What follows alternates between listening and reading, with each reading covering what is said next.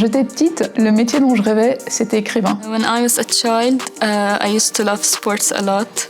I used to play basketball and football a lot. Je voulais être astrophysicienne. L'idée que j'avais qui m'a motivée pendant toutes mes études, c'est comment je vais faire pour acquérir mon indépendance financière. J'ai rêvé tout de suite de faire ingénieur ou en tout cas travailler dans le numérique. J'avais plus des domaines en tête et ça s'est rapidement tourné vers le scientifique et l'ingénierie. Jusqu'à 12-13 ans, je rêvais de devenir vétérinaire parce que j'adorais les animaux. Ma promo à Télécom Paris, donc c'est la promo 97, on était 25% de filles. Et pas les 15% qui étaient habituels. Et je crois qu'aujourd'hui, je ne sais pas si on est toujours à 15%. Je sais que globalement, dans les études scientifiques, on est à 10%. 25%, c'est 1 sur 4. Et on était nombreuses et on était finalement très impliquées dans la vie associative. Pendant mes études, le milieu était majoritairement masculin.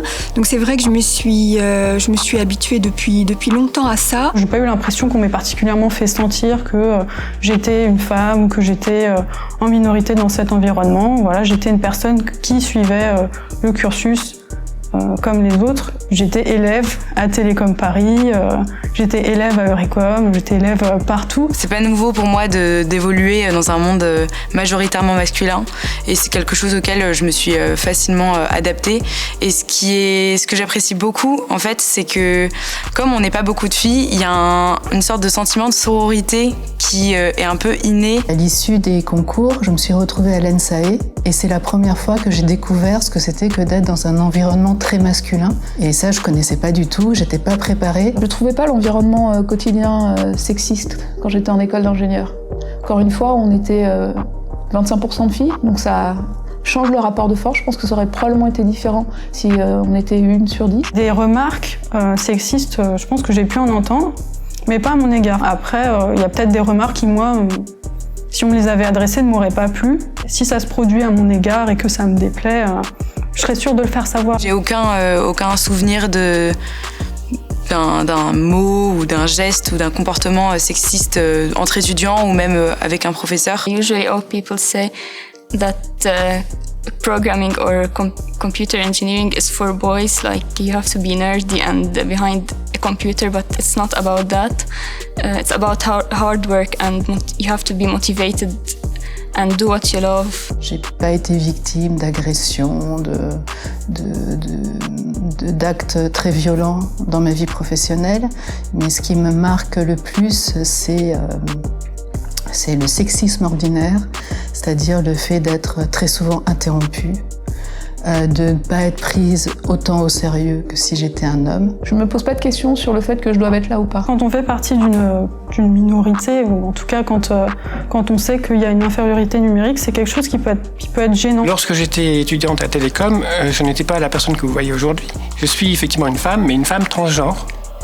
J'ai fait ma transition à 40 ans et à l'école, j'étais encore un jeune homme. Au cours de ces 3 années à l'école, qui a été un très grand souvenir, parce qu'il y avait effectivement un esprit, quand on est étudiant, de camaraderie, de fête, un regard effectivement qui était porté sur moi, comme j'étais un jeune homme qui était dans la bande, la masse des garçons.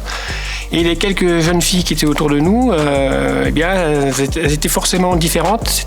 Elles étaient les minorités et je voyais comment on les regardait. Je ne subissais pas les mêmes regards, mais je voyais très bien ce qui se passait. Il y a quand même une recherche de complicité féminine un peu partout où je suis allée, que ce soit pendant les études, que ce soit professionnellement après. C'est souvent des femmes avec qui on retrouve plus de complicité, mais pas systématiquement. Les femmes, si elles sont minoritaires, doivent se faire entendre peut-être un peu plus, peut-être doivent accepter la discrimination positive, même si c'est un peu une idée qui n'est pas très agréable au départ, pour être représentée tout simplement. En termes de recrutement, j'ai pas envie que la décision elle se fasse sur voilà, c'était une femme, donc on va la recruter elle. L'argument clé, c'est est-ce que j'apporte de la diversité. Quand j'étais en entreprise, j'ai grimpé très vite dans les échelons.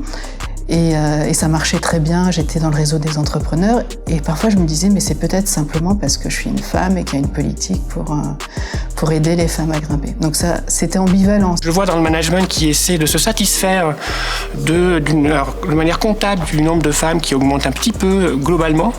Mais là où ils ne voient pas les choses, c'est que c'est au niveau du terrain, de la pratique, des équipes qu'il faut regarder. Et quand dans une équipe, il y a une femme et tous les autres sont des hommes, c'est pas facile d'avancer. Un dernier mot à dire, c'est de parfois pas trop réfléchir et de prendre des décisions et de se lancer dans l'aventure, même s'il y a des risques. Si ça réussit, c'est bien. Si ça réussit pas, ce sera bien aussi parce qu'on pourra toujours en tirer une leçon. Don't be scared that you're a woman.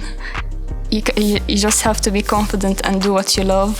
And don't pay attention to gender stereotypes. Les opportunités se présentent une fois qu'on a fourni l'effort, qu'on a fourni le travail, et on arrive à les saisir si on a le mental pour se dire, bah voilà, cette opportunité, elle est pour moi. Elle doit toute avoir devant elle un vrai parcours de réussite. Tant qu'il y aura un écart de 2 heures entre les hommes et les femmes dans le travail domestique et dans le travail de s'occuper des enfants, etc., on ne pourra pas bouger.